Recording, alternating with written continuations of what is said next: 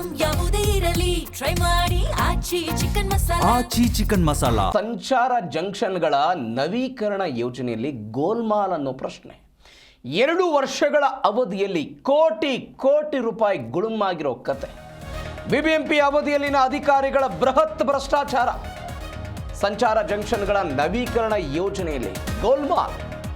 2 ವರ್ಷಗಳ ಅವಧಿಯಲ್ಲಿ ಕೋಟಿ ಕೋಟಿ ರೂಪಾಯಿ ಗುಳುಮಾಯ್ತಾ ಅಂತ.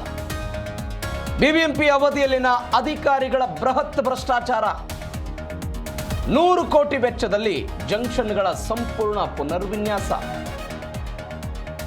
4 ರಿಂದ 5 ಕೋಟಿ ರೂಪಾಯಿ ವ್ಯಯಿಸಿ ಖರ್ಚು ಮಾಡಿ ಉಳಿದ ಹಣವನ್ನ ಗುಳುಂ ಮಾಡಿದಂತ ಆರೋಪ ಇದು. 100 ಕೋಟಿ ವೆಚ್ಚದಲ್ಲಿ ಜಂಕ್ಷನ್ಗಳ ಸಂಪೂರ್ಣ ಪುನರ್ವಿನ್ಯಾಸ, ಅದರಲ್ಲಿ 4-5 ಕೋಟಿ ರೂಪಾಯಿ ಖರ್ಚು ಮಾಡಿ ವ್ಯಯ ಮಾಡಿ ಉಳಿದ ಹಣವನ್ನು ಗುಳುಂ ಮಾಡಿದಂತ ಆರೋಪ. ಭ್ರಷ್ಟಾಚಾರದ ಹಿನ್ನೆಲೆ ತನಿಖೆಗೆ ಮುಂದಾಗಿದೆ ರಾಜ್ಯ ಸರ್ಕಾರ. ಭ್ರಷ್ಟಾಚಾರದ ಆರೋಪದ ಹಿನ್ನೆಲೆ ಇದೀಗ ರಾಜ್ಯ ಸರ್ಕಾರ ತನಿಖೆಗೆ ಮುಂದಾಗಿದೆ. 100 ಕೋಟಿಯಲ್ಲಿ ಕೇವಲ 4-5 ಕೋಟಿ ಖರ್ಚಂತೆ, ಉಳಿದ ಹಣವನ್ನ ಗಳುಂ ಮಾಡಿದ್ದಾರೆ ಎನ್ನುವಂತಹ ಆರೋಪ ಇದು. 2 ವರ್ಷಗಳ ಅವಧಿಯಲ್ಲಿ ಕೋಟಿ ಕೋಟಿ ರೂಪಾಯಿ ಗುಳುಮಾಗಿರುವಂತ ಕತೆ ಇದು. ಎಲ್ಲಿ?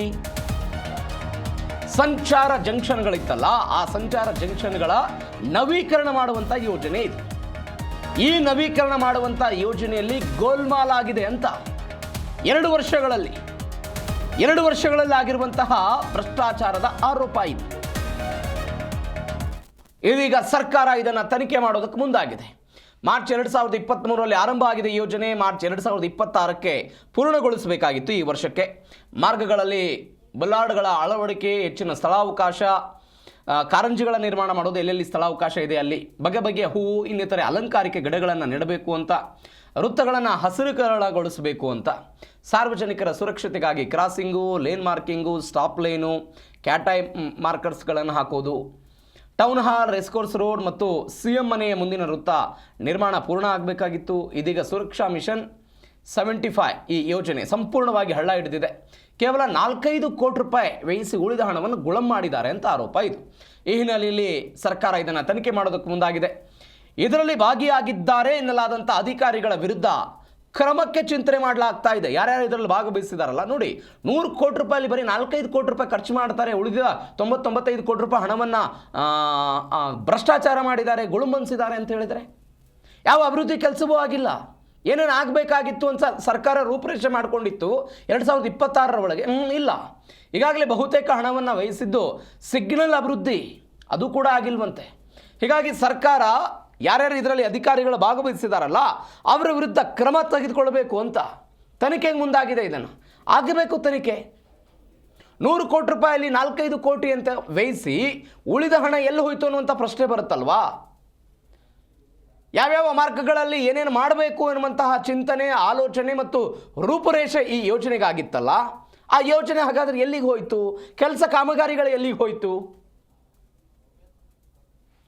ಈ ಬಗ್ಗೆ ಹೆಚ್ಚಿನ ಡೀಟೇಲ್ಸ್ ಕೊಡ್ತಾರೆ ನಮ್ಮ ಪ್ರತಿನಿಧಿ ಭವ್ಯ ಸುನೀಲ್ ಫೋನ್ ಸಂಪರ್ಕದಲ್ಲಿದ್ದಾರೆ. ಭವ್ಯ ಸುನೀಲ್, ಏನಿದು ಗೋಲ್ಮಾಲ್? 100 ಕೋಟಿ ರೂಪಾಯಿ ಕೇವಲ 4-5 ಕೋಟಿ ರೂಪಾಯಿ ಖರ್ಚು ಮಾಡಿದಾರಂತೆ, ಉಳಿದ ಹಣ ಎಲ್ಲಿ ಹೋಯ್ತು ಹಾಗಾದ್ರೆ?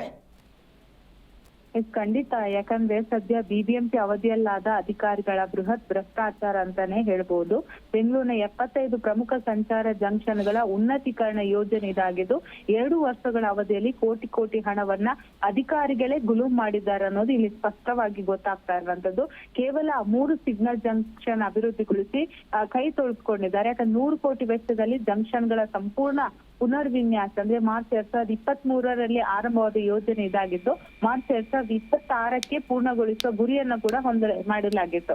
ಪ್ರಮುಖವಾಗಿ ಬಗೆ ಬಗೆಯ ಹೂ ಇನ್ನಿತರ ಅಲಂಕಾರಿಕ ಗಿಡಗಳನ್ನ ನೆಟ್ಟು ವೃತ್ತಗಳನ್ನ ಹಸಿರುಗೊಳಿಸುವುದಾಗಿರ್ಬೋದು, ಸಾರ್ವಜನಿಕರ ಸುರಕ್ಷತೆಗೆ ಕ್ರಾಸಿಂಗ್ ಆಗಿರ್ಬೋದು, ಲೇನ್ ಮಾರ್ಕಿಂಗ್ ಆಗಿರ್ಬೋದು, ಇದನ್ನ ಪ್ರಮುಖವಾಗಿ ಟೌನ್ ಹಾಲ್, ರೇಸ್ ಕೋರ್ಸ್ ರಸ್ತೆ ಹಾಗೂ ಸಿಎಂ ಮನೆಯ ಮುಂದಿನ ವೃತ್ತ ನಿರ್ಮಾಣ ಪೂರ್ಣವಾಗಿರುವಂತದ್ದಾದ್ರೆ ಬೇರೆ ಕಡೆಗಳಲ್ಲಿ ಹಾಗೆ ಇದೆ. ಹಾಗಾದ್ರೆ ಟೌನ್ ಹಾಲ್, ರೇಸ್ ಕೋರ್ಸ್ ರಸ್ತೆ ಆಗಿರ್ಬೋದು, ಸಿಎಂ ಮನೆಯ ಮುಂದೆ ರಾಜಕಾರಣಿಗಳು ಹೋಗ್ತಾರೆ ಅನ್ನೋ ಕಾರಣಕ್ಕಾಗಿ ಇಲ್ಲಿ ನಿರ್ಮಾಣ ಪೂರ್ಣ ಮಾಡಿದ್ರ ಅನ್ನೋ ವಿಷಯ ಕೂಡ ಇಲ್ಲಿ ಇರುವಂತದ್ದು.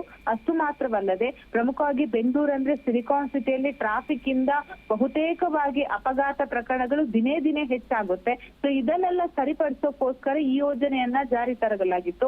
ಆದ್ರೆ ಎಲ್ಲೋ ಒಂದು ಕಡೆ ಈ ಹಿಂದೆ ಇದ್ದಂತಹ ಬಿಬಿಎಂಪಿ ಅಧಿಕಾರಿಗಳು ಕೋಟಿ ಕೋಟಿ ಹಣವನ್ನ ಖರ್ಚು ಮಾಡಿರೋದು ಇಲ್ಲಿ ಸ್ಪಷ್ಟವಾಗಿ ಗೊತ್ತಾಗ್ತದೆ. ಯಾಕಂದ್ರೆ ಬೆಂಗಳೂರು ಸಂಚಾರ ಜಂಕ್ಷನ್ಗಳ ನವೀಕರಣ ಮಾಡಿದ್ರೆ ಬೆಂಗಳೂರಿನ ಜನಸಾಮಾನ್ಯರಿಗೆ ಇದು ಬಹಳಷ್ಟು ಒಂದು ಉಪಯೋಗಕಾರಿ ಆಗ್ತಿತ್ತು. ಬಹುತೇಕ ರಸ್ತೆಗಳಲ್ಲಿ ನಾವು ನೋಡ್ತಾ ಇರ್ಬೋದು, ಅಡ್ಡಾದಿಡ್ಡಿ ಗುಂಡಿಗಳಾಗಿರ್ಬೋದು, ರಸ್ತೆಗಳ ಸರಿಯಾದ ತಿರುವು ಇರಲ್ಲ, ಜಂಕ್ಷನ್ ಸರಿಯಾಗಿರಲ್ಲ, ಫುಟ್ಪಾತ್ ವ್ಯವಸ್ಥೆ ಸರಿಯಾಗಿರಲ್ಲ, ಸರಿಯಾದ ಬಸ್ ಸ್ಟ್ಯಾಂಡ್ ವ್ಯವಸ್ಥೆ ಇರಲ್ಲ, ಸರಿಯಾದ ಸಿಗ್ನಲ್ಗಳಿಲ್ಲ. ಸೊ ಇದನ್ನೆಲ್ಲ ಸರಿಪಡಿಸಬೇಕಾಗಿರೋದು ಜಿಬಿಎ, ಅಂದ್ರೆ ಈಗಿರುವಂತಹ ಜಿಬಿಎ, ಈ ಹಿಂದೆ ಇದ್ದಂತಹ ಬಿಬಿಎಂಪಿ. ಈ ಹಿಂದೆ ಇದ್ದ ಅಧಿಕಾರಿಗಳು ಹಣವನ್ನ ಖರ್ಚು ಮಾಡಿದ್ರು, ಈಗಿರುವಂತಹ ಅಧಿಕಾರಿಗಳು ಏನ್ ಮಾಡ್ತಾ ಇದ್ದಾರೆ, ಈಗಿರುವಂತಹ ಕಮಿಷನರ್ ಏನ್ ಮಾಡ್ತಾ ಇದ್ದಾರೆ ಅನ್ನೋ ಪ್ರಶ್ನೆ ಕೂಡ ಇಲ್ಲಿ ಉದ್ಭವ ಆಗುತ್ತೆ. ಕೇವಲ ಬಿಬಿಎಂಪಿಯನ್ನ ದೂಷಿಸಿದ್ರೆ ಹಾಗಲ್ಲ, ಯಾಕಂದ್ರೆ ಇಲ್ಲಿ DCM DK ಶಿವಕುಮಾರ್ ಅವರು ಕೂಡ ಬರ್ತಾರೆ. ಯಾಕಂದ್ರೆ ಅವರು ಬೆಂಗಳೂರನ್ನ ಬ್ರ್ಯಾಂಡ್ ಬೆಂಗಳೂರು ಮಾಡ್ಬೇಕನ್ನೋ ನಿಟ್ಟಿನಲ್ಲಿ ಹೊರಟಿರುವಂತದ್ದು. ಸೊ ಹಾಗಾಗಿ ಇದ್ರ ಬಗ್ಗೆ ಅವರು ಕೂಡ ಗಮನ ಹರಿಸಿ ಎಲ್ಲಿ ಅಂದ್ರೆ ಖರ್ಚು ಆಗಿದೆ, ಎಲ್ಲಿ ವ್ಯವಸ್ಥೆಗಳನ್ನ ಸರಿಪಡಿಸಲಾಗಿದೆ ಅನ್ನೋದನ್ನ ನೋಡ್ಬೇಕಾಗುತ್ತೆ. ಕೇವಲ 4-5 ಕೋಟಿ ರೂಪಾಯಿ ವ್ಯವಸ್ಥೆ ಉಳಿದ ಹಣವನ್ನ ಇಲ್ಲಿ ಅಧಿಕಾರಿಗಳು ಗುಳುಂ ಮಾಡ್ತಾ ಇರೋದ್ರೆ ಹಾಗಾದ್ರೆ ಸರ್ಕಾರ ಏನ್ ಮಾಡ್ತಾ ಇದೆ?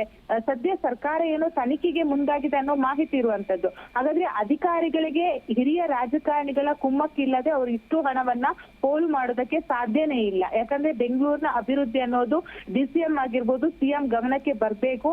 ಹಾಗೇನೆ ಸರ್ಕಾರದ ಬಜೆಟ್ ಮಂಡನೆ ಆಗುವಾಗ ಬೆಂಗಳೂರಿಗೆ ಇಷ್ಟಂತ ಹಣವನ್ನ ಇಟ್ಟಿರ್ತಾರೆ, ಹಾಗೇನೆ ಬಿಬಿಎಂಪಿ ಬಜೆಟ್ ಅಲ್ಲೂ ಕೂಡ ಇಟ್ಟಿರ್ತಾರೆ. ಸೊ ಹಣ ಇಷ್ಟೊಂದು ಪೋಲಾಗುವಾಗ ಹಿರಿಯ ರಾಜಕಾರಣಿಗಳು ಏನ್ ಮಾಡ್ತಾ ಇದ್ದಾರೆ, ಗಮನದಲ್ಲಿ ಇದ್ದು ಕೂಡ ಅದನ್ನ ಬೇಕಂತಲೇ ನೆಗ್ಲೆಕ್ಟ್ ಮಾಡ್ತಾ ಇದ್ದಾರೆ ಅನ್ನೋ ಪ್ರಶ್ನೆ ಕೂಡ ಇಲ್ಲಿ ಉದ್ಭವ ಆಗುತ್ತೆ. ಯಾಕಂದ್ರೆ ಈಗಾಗಲೇ ಬೆಂಗಳೂರಿನ ಮಾನ ಬೇರೆ ಬೇರೆ ವಿದೇಶದಲ್ಲಿ ಕೂಡ ಹರಾಜಾಗ್ತಾ ಇರುವಂತೆ. ಯಾಕಂದ್ರೆ ಪ್ರತಿದಿನ ಸೋಷಿಯಲ್ ಮೀಡಿಯಾದಲ್ಲಿ ನಾವು ನೋಡ್ತಾ ಇರ್ಬೋದು, ಬೆಂಗಳೂರಿನ ರಸ್ತೆ ಗುಂಡಿಗಳಾಗಿರ್ಬೋದು, ಬೆಂಗಳೂರಿನ ಸಮಸ್ಯೆಗಳನ್ನ ಪ್ರತಿಯೊಬ್ರು ಕೂಡ ಈಗ ಮಾಧ್ಯಮವನ್ನ ಕರೆದು ಹೇಳ್ಬೇಕಂತಿಲ್ಲ, ತಮ್ಮ ತಮ್ಮ ಟ್ವಿಟರ್ ಆಗಿರ್ಬೋದು, ಇನ್ಸ್ಟಾಗ್ರಾಮ್ ಅಲ್ಲಿ ಹಾಕೋದ್ರ ಮೂಲಕ ಬೆಂಗಳೂರಿನ ಮಾನ ಮರ್ಯಾದೆನ ಹರಾಜಾಗ್ತಾ ಇದ್ದಾರೆ.